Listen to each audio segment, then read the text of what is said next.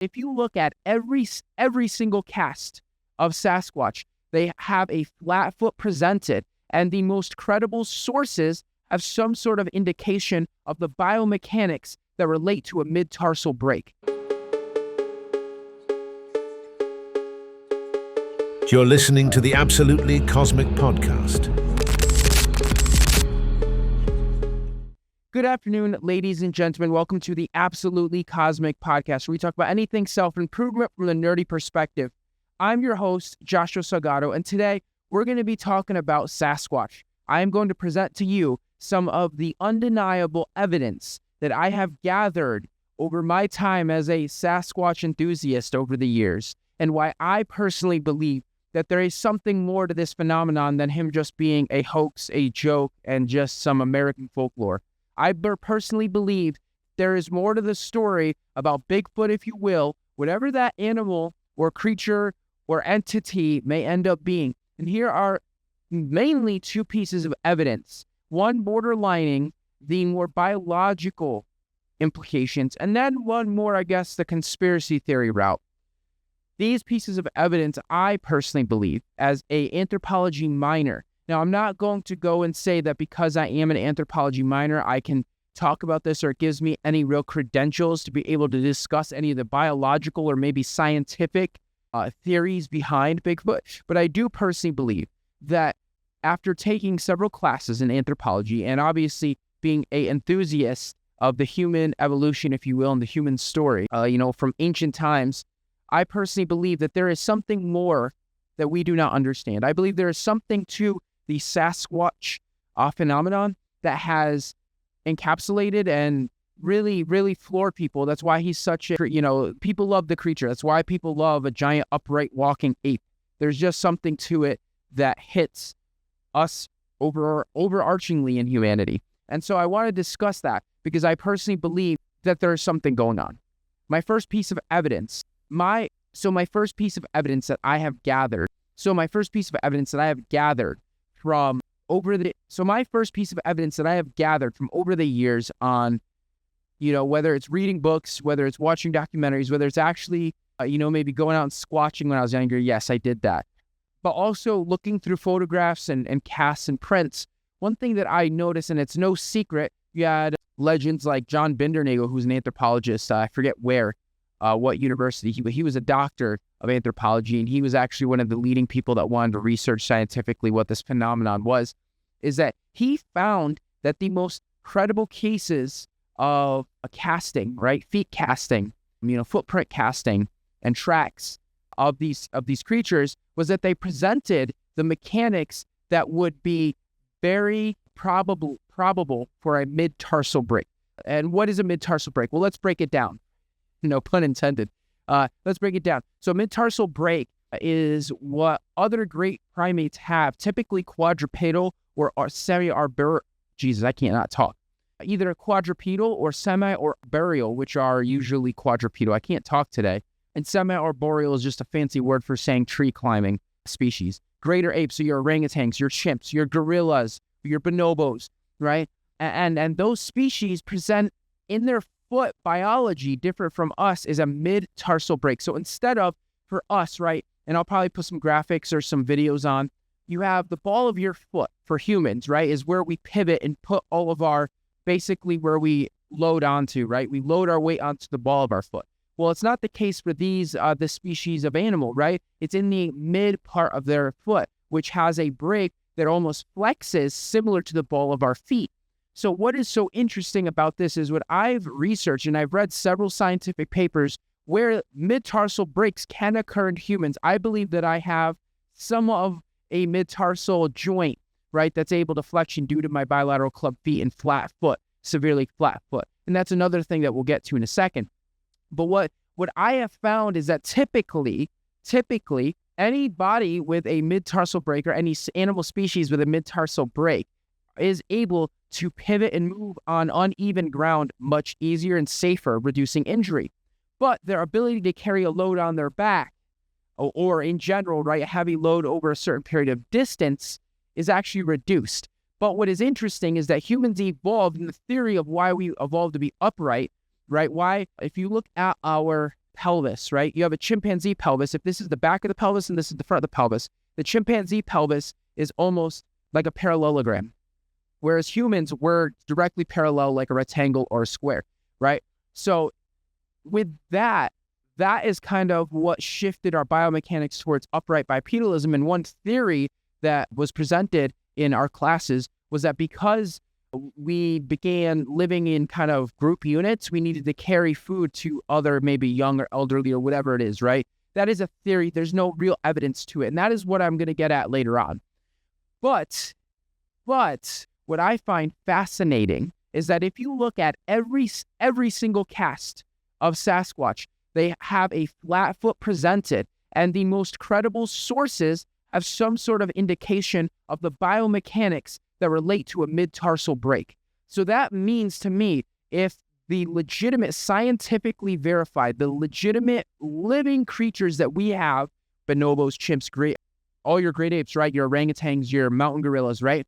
They all have mid-tarsal breaks, right? They all have that to an extent because some of them are semi-arboreal, and as we know, most of them are semi-quadrupedal, right? They can stand on 2 feet, they can walk on 2 feet, but typically they walk on all fours. What's interesting is that you have, in most cases, a human-type foot, right? A human-type foot are similarly shaped to the human anatomy or what we would think, right? But you have this mid-tarsal joint presented, which creates a very flat foot.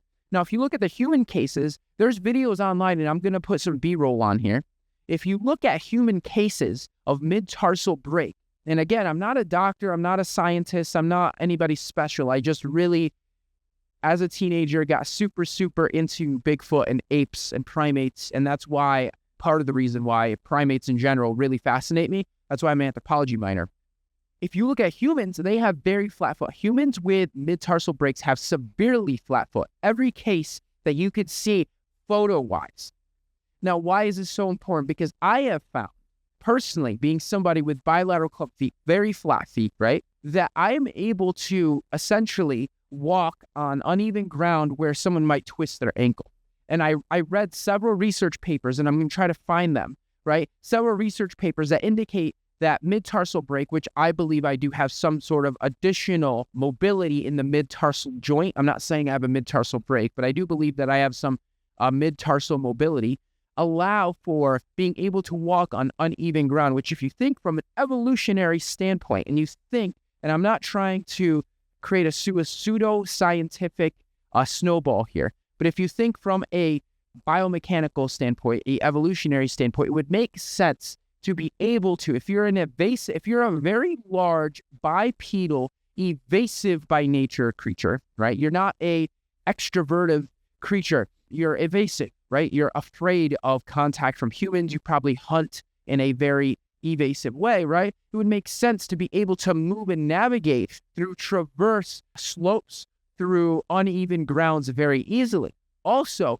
some theories claim that Sasquatch used the cave systems out in the Midwest and West, in the Pacific Northwest specifically, that are severely undiscovered, right? They're not explored very well, at least the depths of it, which would make sense as well why they carry so much body here.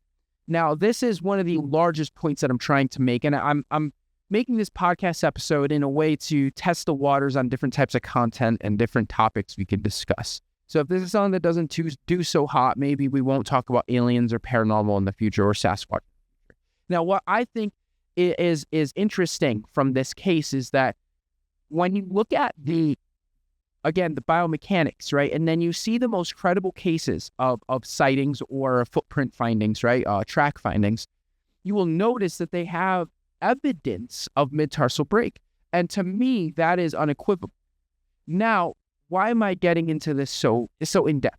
Well, there's another, I guess, conspiracy theory or cryptid, the mountain giant, right? The giant human, or phenomenon of that, of finding giant skeletal remains.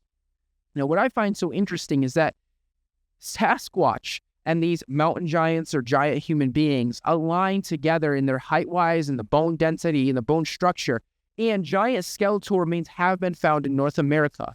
And this is where things are going to get a little weird.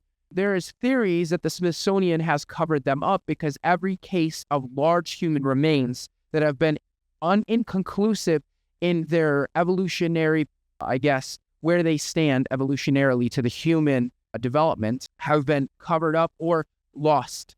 And so my theory is that these Sasquatch and these giant bones or remains that we found, a lot of people claim we have never found Sasquatch remains. Well, you might have found them already. And that is why I'm making this video, because I think that a lot of times with all these different theories, there's overlapping truths or overlapping consistencies. And I think this is one of them. Now, I'm not saying that the Smithsonian's covering it up and this is a government thing no, that's not what I'm saying at all. What I'm saying is that there is a phenomenon happening, right? And there is, while it still is in the realm of pseudoscientific, there is evidence that points to biomechanically that a large creature could survive in this environment and be severely evasive, right? Be immensely evasive. And here's biomechanical proof that they evolved into probably. And again, this is my case, and I'm not presenting any hard to find evidence. I'm not presenting a body. I'm not presenting, video footage, right? I'm just expressing my ideas on why I find Sasquatch so captivating as a phenomenon, an American folklore phenomenon, if you will, or cryptid, right? Because this is something that could happen. Now, if you look, I believe 1903 was when the mountain gorilla was verified. There was rumors of a giant, large man or woman, woman thief and man killer, right? You have, in 1903, there was a bunch of British and American explorers that did expeditions out into Africa and found in the mountains troops of these creatures, and then eventually it was scientifically verified. But for hundreds of years beforehand, as we were exploring Africa and maybe some lesser great things were happening over there from ours and the British, I guess, if you will, colonizations, there was these rumors of these woman stealing, child stealing creatures that were on all fours that looked almost like a man but weren't. And then in 1903, the mountain-back gorilla, the eastern mountain-back gorilla, was verified. Additionally, you have something that's a little more relevant to today's time, right? It's not over 100 years ago, but the billy ape, which was a chimpanzee that is 3 times the size. They're called the lion killer apes. This is a phenomenal thing that has been scientifically proven that this is a subset of chimpanzee or bonobo within that family line. Now, what is interesting with that alone is that you have the billy ape, right?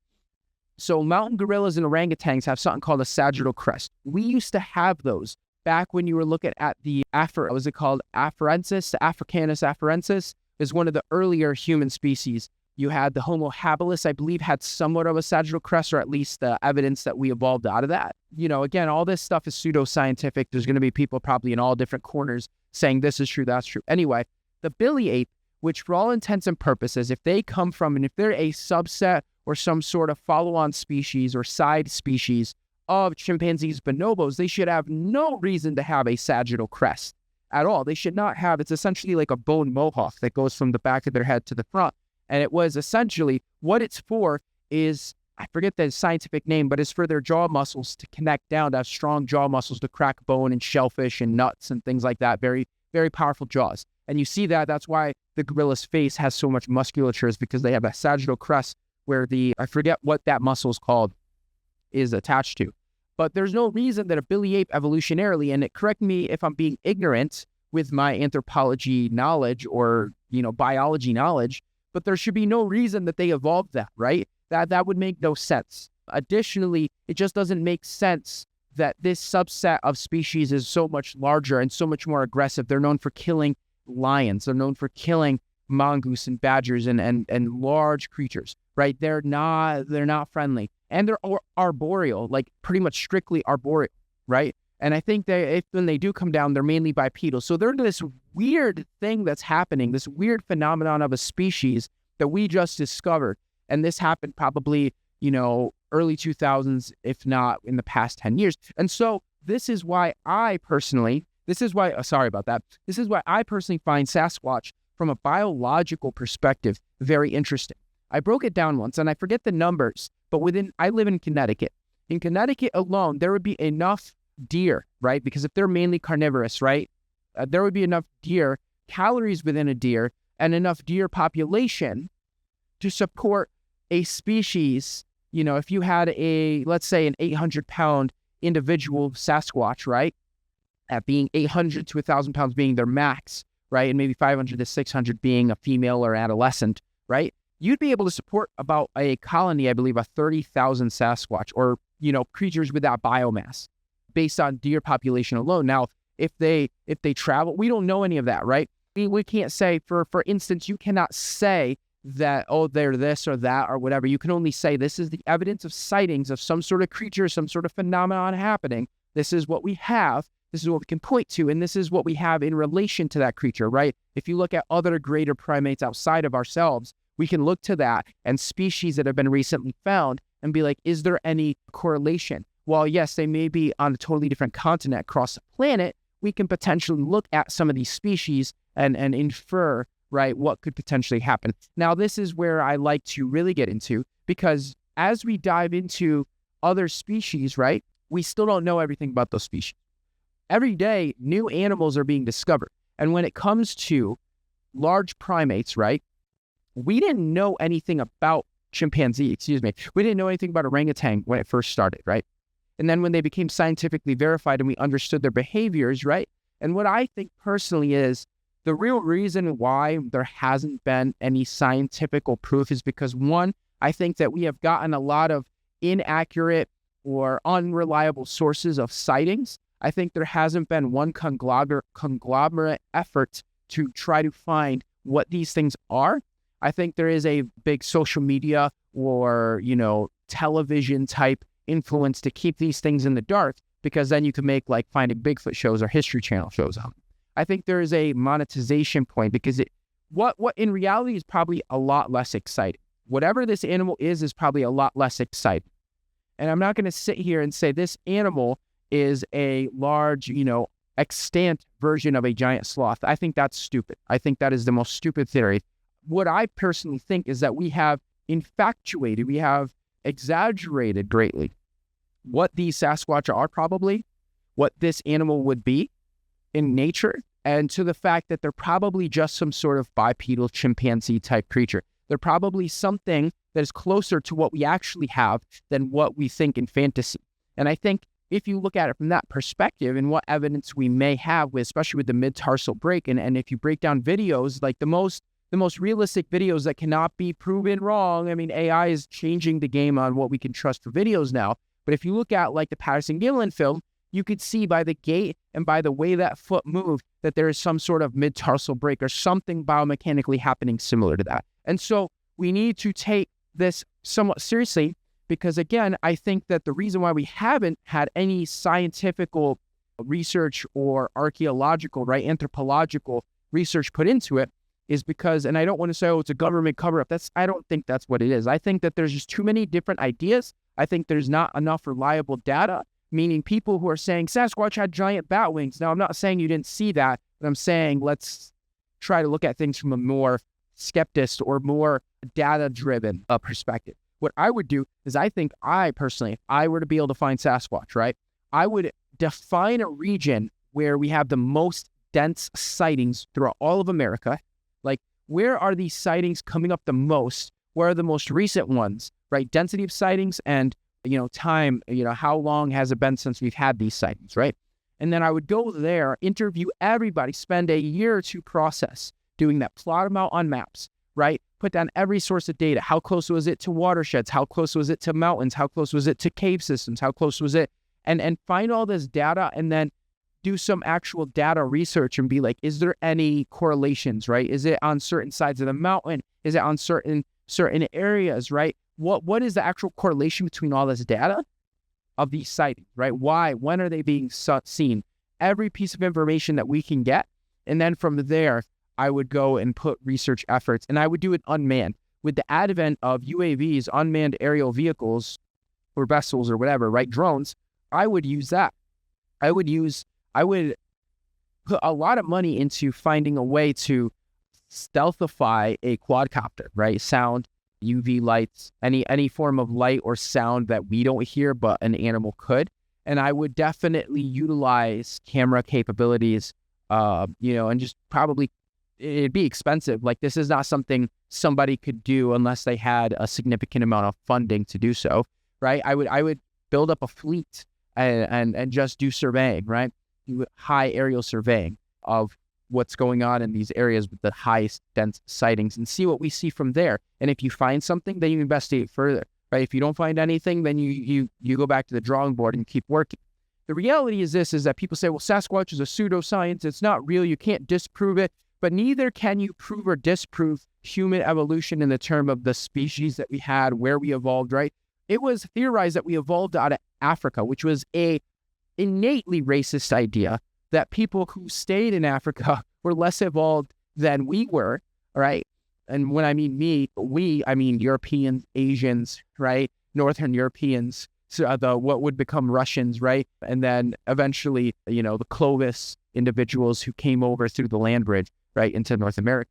That is immediately racist to say that the people who stayed in Africa are less evolved. The human species that evolved into the tribal, hunter-gatherers that we had today. That is immediately racist. And evidence proves that humans were evolving, what is it called? Not coincidental, concurrent evolution, I believe, where we had pockets of humans in Africa evolving from Homo habilis to Homo erectus, and then the same thing, you would have a very late stage Homo habilis evolving into a Homo erectus in Asia.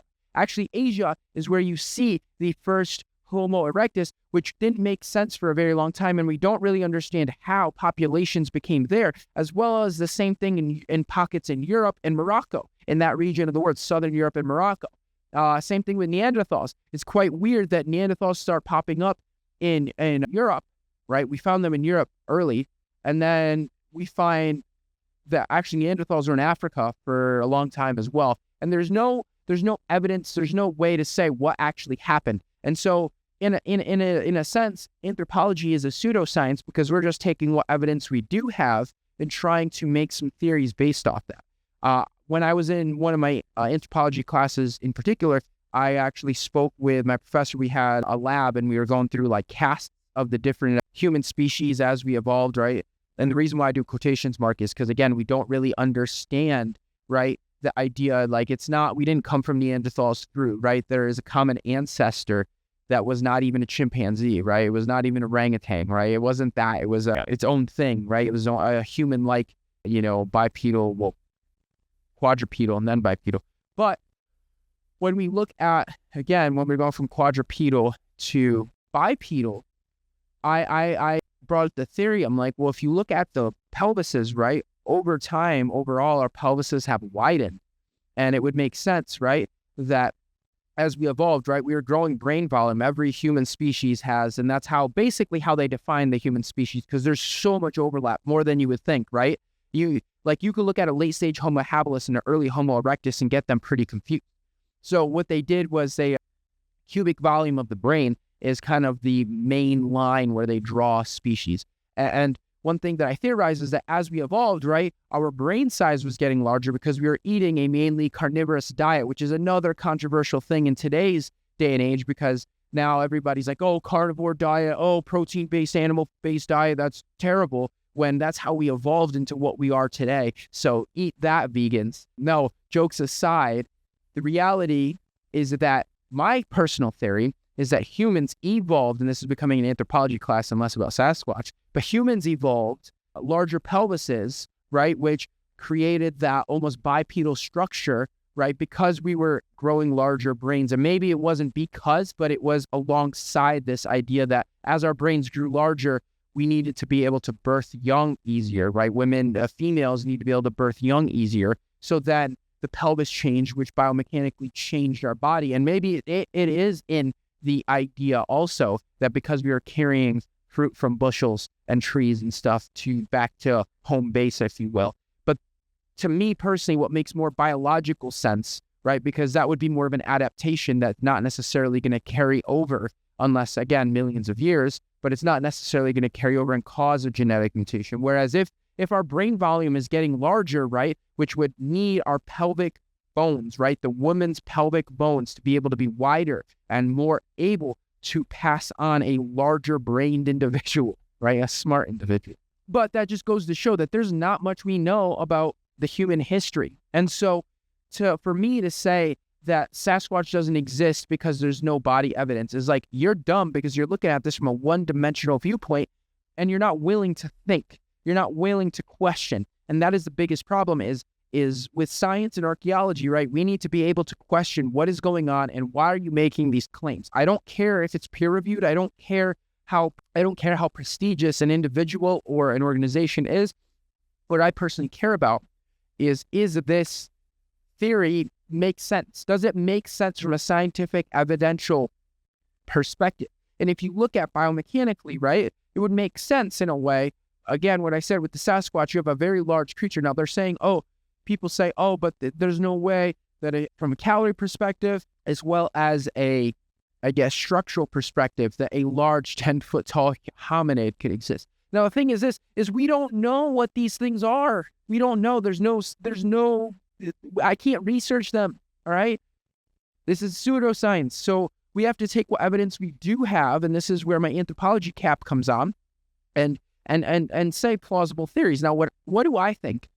I personally believe there is something going on. I do think they would classify as a greater primate. And I do think that they are mainly bipedal. Now, what my theory is that these things there's such a low population and they're semi-nomadic. I would think that there's small population subsets, right? And people say, well, why does one, why do they look different in different images or different descriptions of sightings? Well, if you look at, again, human anthropology history, you see that we had different phenotypical and species, right? If you look at an early Homo erectus from, I forget the site, as a ZOU something in China, right? And you look at an early Homo erectus individual or remains found in Africa, right? Towards the southern end, right? They would look different, but they have the same brain size and they're evolving towards the same benefits, right? And so if you were to take that idea to Sasquatch, that's why we have variances in sightings, right? Is because they have just different phenotypical things, phenotypical traits based on how their biodiversity is in their group, where their pockets of population are. And so I personally think that there has to be some sort of nomadism or traversity, right? They have to be moving. There's no way, to me at least, that if a large creature exists in a specific area, because then they would be found by hunters and fishermen and hikers, avid hikers, right? What I think is that they're semi-nomadic, they're extremely evasive, and they probably have a low number.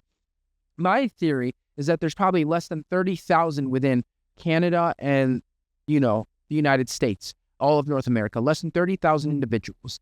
Again, I think they travel every so many seasons. Now, my evidence for that is that if you look at, and I researched, at one point, I plotted out on a map all the sites in the United States, from I believe it's called the BFRO. I don't know if it's still up. It was a Bigfoot organization, a research organization. And what I found is that every so many years, it seemed like they were moving. And then I looked into New York, I looked into Massachusetts and Rhode Island. Rhode Island didn't have too much, but it seemed as if there was some sort of movement going on. Now, again, I cannot make any concrete claims, but to say that there's nothing going on, there's no phenomena. Let's take it even a step further, right?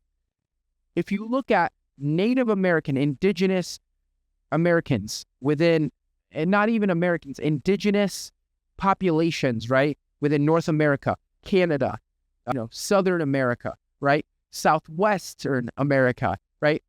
They all have these stories, or even like the New England, region, right? All regions of North America, right? You look at the indigenous tribes, indigenous peoples that live, and if you were to compare two tribes and two groups of people that never met, their history never aligned. They have two totally separate cultural upbringings. There is a history of the wild man, which is a large, hairy, bipedal, man-like creature. Now, to me, there is something.